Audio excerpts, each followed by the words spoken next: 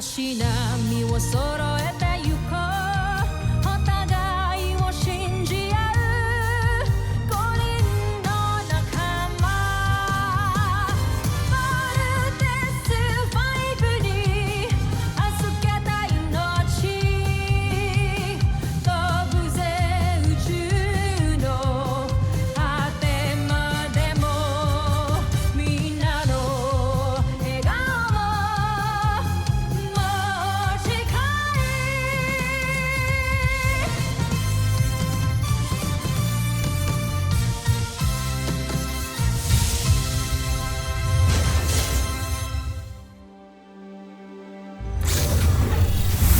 Ang nakaraan sa Voltes 5 Legacy. Manghihingi po ng permission na investigate yung sinasabi niyang lugar. Dr. Hook, binibit lang tayo ng homesuck na yan eh. Steve, I have full trust in you. Yeah, go ahead. This fits the description of General Zod. Sabi niya, this portal will take us to the Bozanians. I have a bad feeling about this. Team, weapons at ready. Hindi natin alam kung ano naghihintay sa atin sa kabila. Maligayang pagdating, Voltes 5. Parang pamilyar yung mukha niya. Siya ba si... Si Kuya Manuel. Ilang sandali na lamang, mawawasak na namin ang Earth Defense Force. Pero sa ngayon, panonoorin namin kung paano kayong mamamatay. Guys, we need to get out of here now. Yes, Mark, I agree. Now! Jamie, mag-teleport out na tayo. We can't, Big Bert. There's no control panel on this side. Kung gusto mo kaming saktan, gusto mo kaming patayin, kaming apat na lang. Santos, nagmamakaawa ako sa'yo. Pakawalan mo yung bata. Sige, Steve. Magpaalam ka na sa iyong kapatid. General Zantra, paanda rin ang portalis. Paalam. Little John.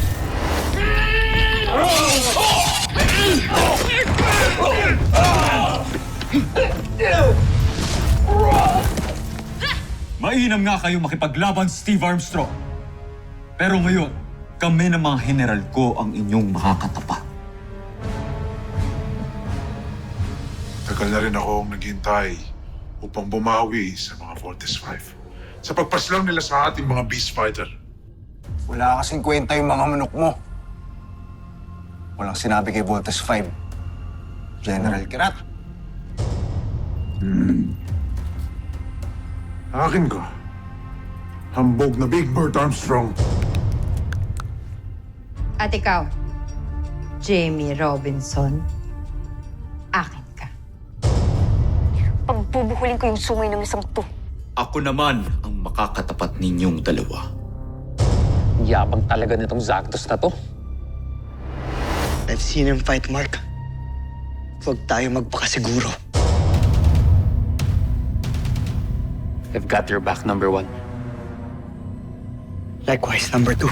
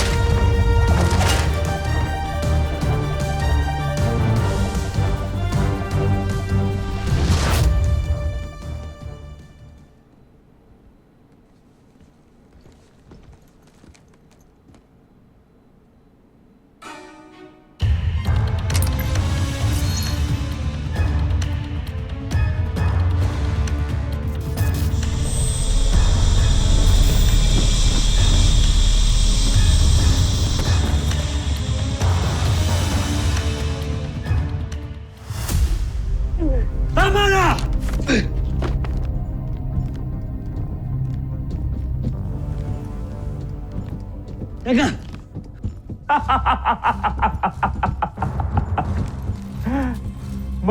Magaling Voltes 5.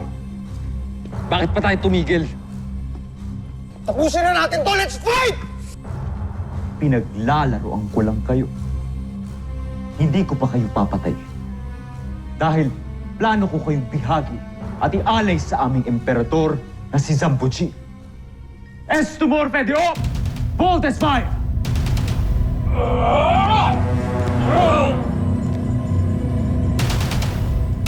There's too many of them. Hindi tayo magpapahuli. We fight till the end. Game over na ata tayo. No, team. It's not yet over. We just need to fight our way back to the Portales now. Steve, we can't use it anymore.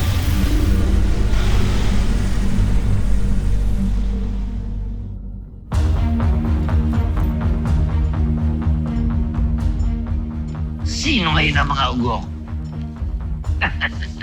Ngayon, lalagyan ko ng supervise ang inyong mga computer para tuluyan ng mawasak ang inyong kampo.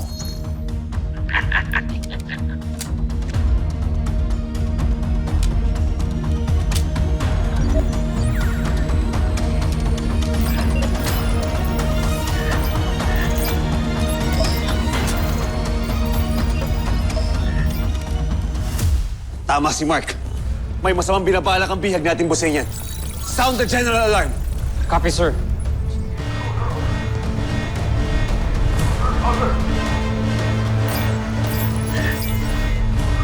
Yun.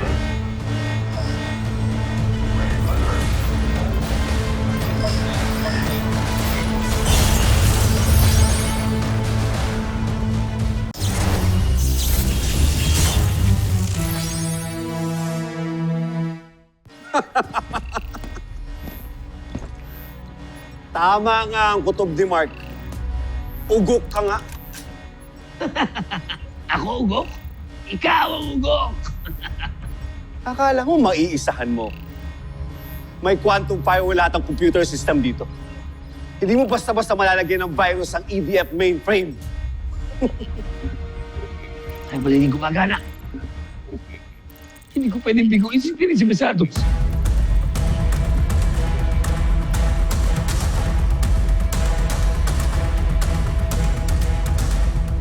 Di ba nga sabi ni Dr. Hawk? Move it!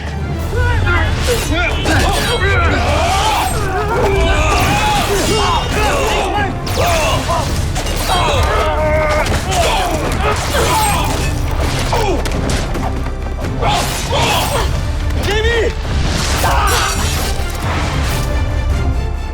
Anong ginagawa nila?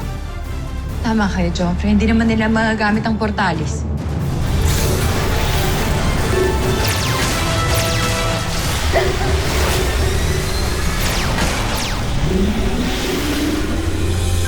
Ikaw sana ang nauna, sana'y sa'yo at di kanya. Ang puso ko paano magkakawala?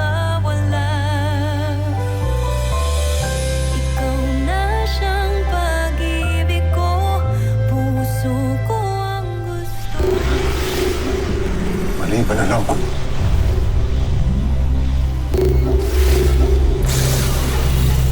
Paano nila nagawa yun? Little John, listen to me carefully. Kaya kita pinapaalis dahil this is the only way para makatakas kami dito. Okay? Kailangan yung ihack ni Octo One ang control sa kabilang side ng Portales. And if ready na kayo, give me a signal using the Portales. Please. Roger? Roger, Steve. We got this. Little John Armstrong and Truman!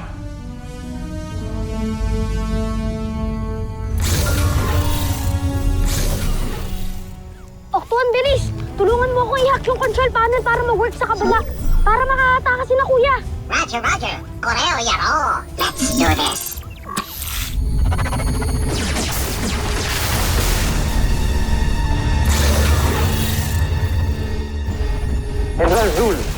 Manduka na si Prinsipe Gardo. Galit? Galit na galit.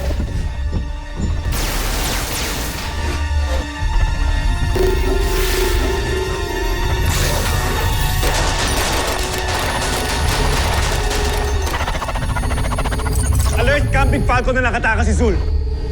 Dr. Hook, paano sila Commander Armstrong? For sure, nasa danger sila kung saan man sila pinapunta ni General Zul. Huwag kang mag-alala. Don't underestimate the Voltes 5 team.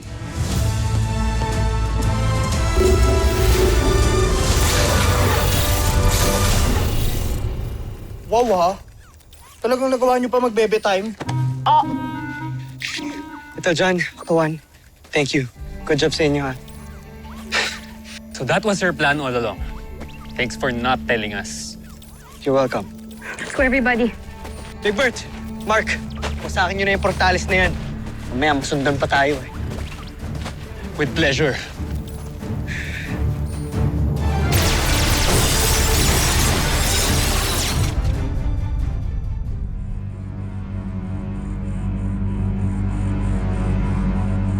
Prinsipe Santos, mahal kong prinsipe.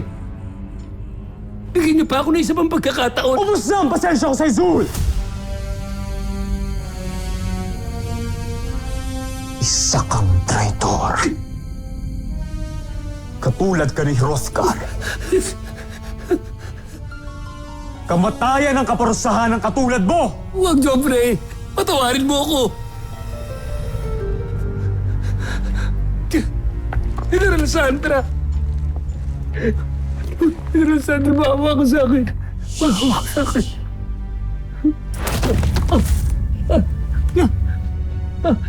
Kaibigan ko, maawa ka sa akin. Maawa ka sa akin. Zul. Maawa kayo sa akin. Zul. Halika. Hinandra mo. Kaibigan ko.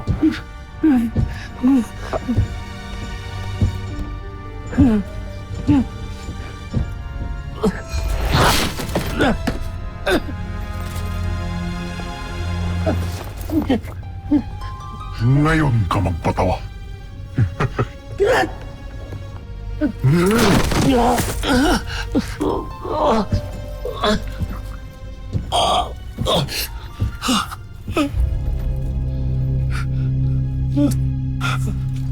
Joffrey! Patawad!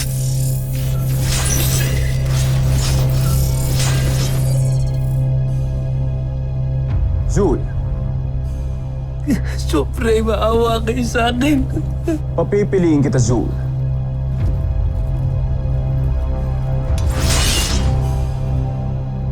Papatayin kita? O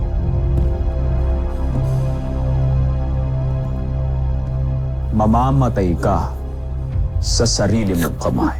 Patawarin mo ko, Joffrey.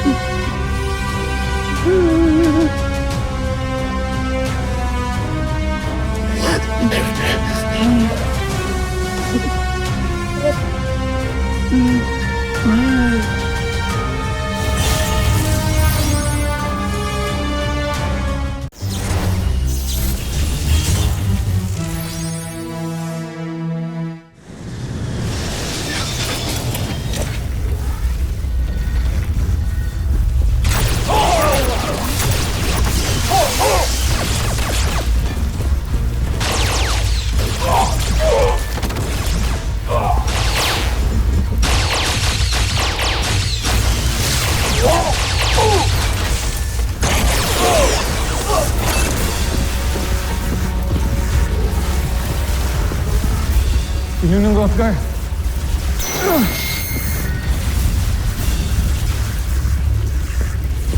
Pakawalan niyo siya!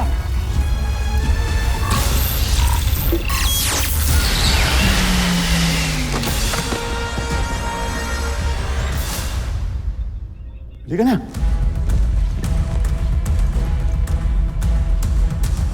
Bilisan niyo!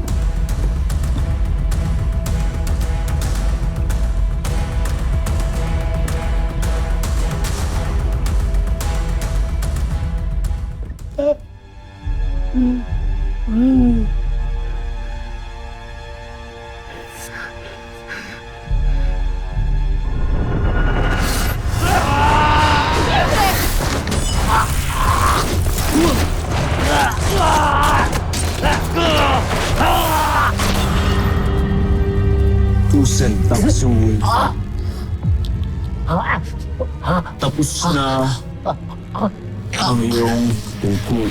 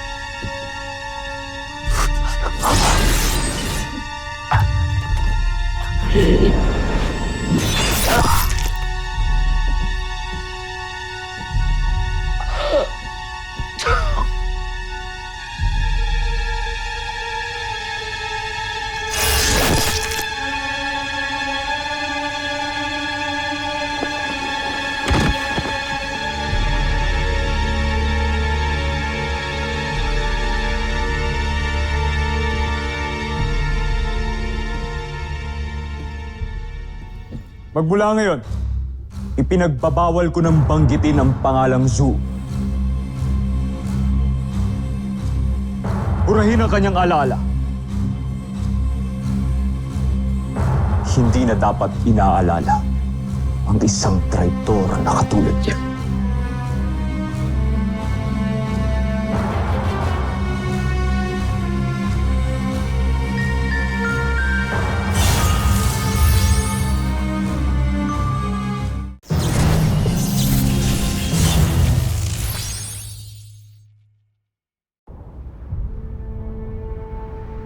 Talagang nakatakas yung buzay niya na Zul ngayon.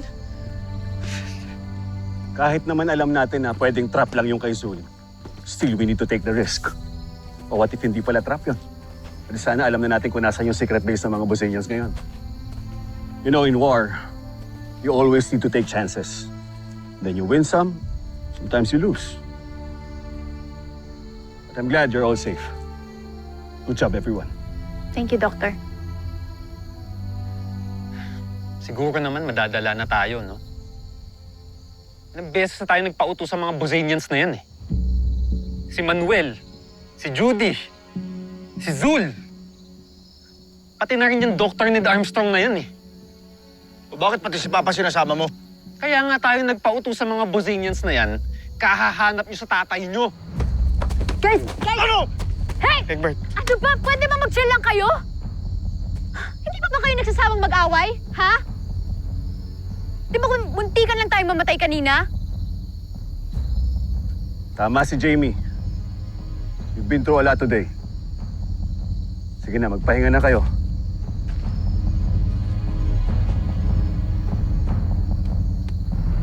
Gugutom tuloy ako. Sa mesol na nga muna ako. Sama na ako sa'yo. Gonna check on Alpha.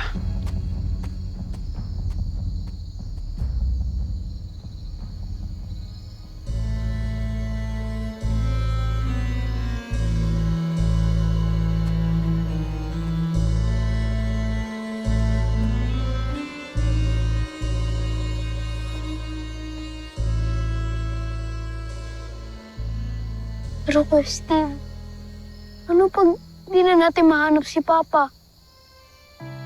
Saan na kaya siya dinala ng mga kalaban?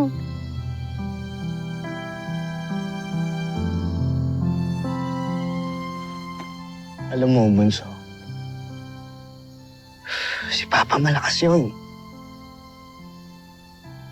For sure, gumagawa ng paraan yun para makita din tayo. Siyempre, iniisip din tayo ni Papa. Lalong-lalo ka na. Ha? Tiwala lang. Tiwala lang.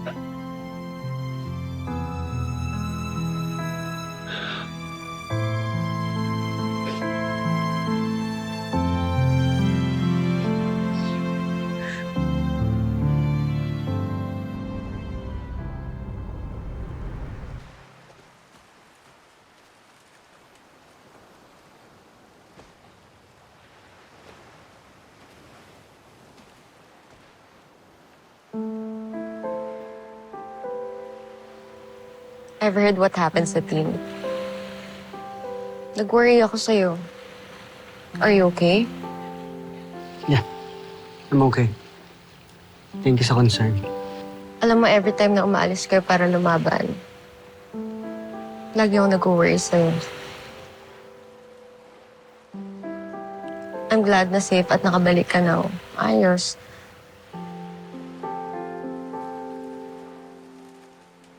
Steve.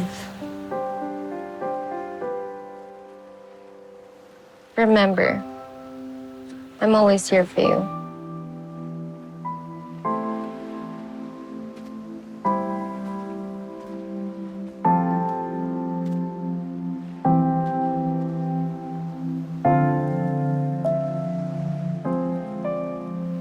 He doesn't love you, Jamie.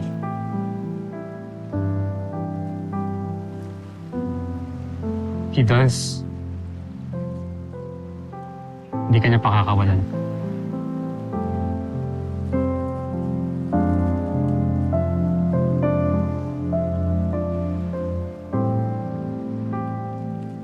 Kaya sana, ako na lang talaga mahalin mo.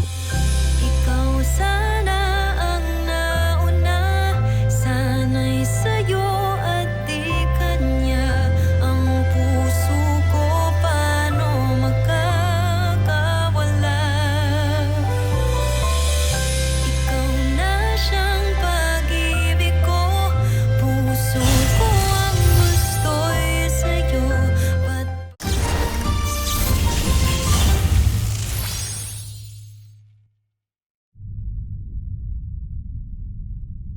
Nais ko rin ipaalam sa inyo na nalalapit na ang pagdating ni General Oslak dito sa Terra Air 2. Oslak? Bakit siya pupunta rito? Akala ko'y alam ninyo ang tungkol sa misyon niya. Kaya General Oslak ko mismo nalaman na siya pala ang inatasan ng Emperador upang tulungan tayo sa ating pananakop sa Terra Air 2. Nawala ng tiwala talaga sa akin ng Emperador. Pinapakialaman na niya ang aking misyon.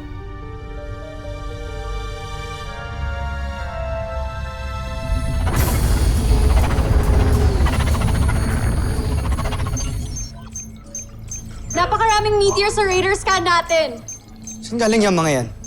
We don't know, but based in trajectory, magdadirect hit ito sa camp. Raise the barrier! Force field barrier going up!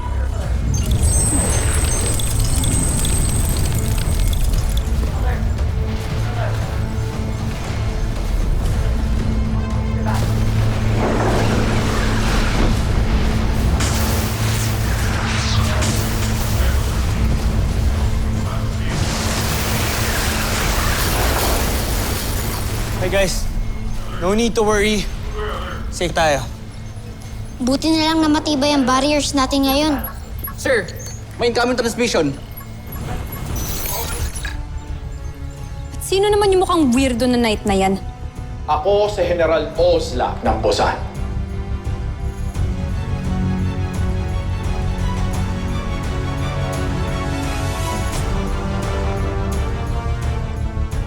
Susunod sa Voltes 5 Legacy. General Oslak, di mo ba alam na isang kabastusan ang umarap sa prinsipe na nakatakip ang muka? Sabi ko, huwag kang bastos! Tumigil ka! Hindi ko kailangan sumunod sa'yo. Kapag in-expose ko ang maliit na meteorite niyan sa shortwave, ito ang mangyayari sa radioscope. Ibig sabihin, malakas ang electromagnetic radiation ng mga bulalakaw. Hindi lang pala puro yabang yan, General Oslak na yan. Sandali, anong ginagawa mo? Itigil mo yan ngayon din! Wala talaga akong tiwala kay General Oslak. Iniisip namin kamahalan na baka hindi talaga siya ipanadala dito ng Emperador. Maaaring dumating lang siya dito ng kusa upang pabagsakin ka. Let's take a picture. Smile. Thank you for having dinner with me. Na-miss ko to. Baka sa inyong mukha na naintriga kayo sa ating bagong Beast Fighter. Huwag na kayong mag-alala. Siya na ang bahala sa pagwasak kay Voltes 5.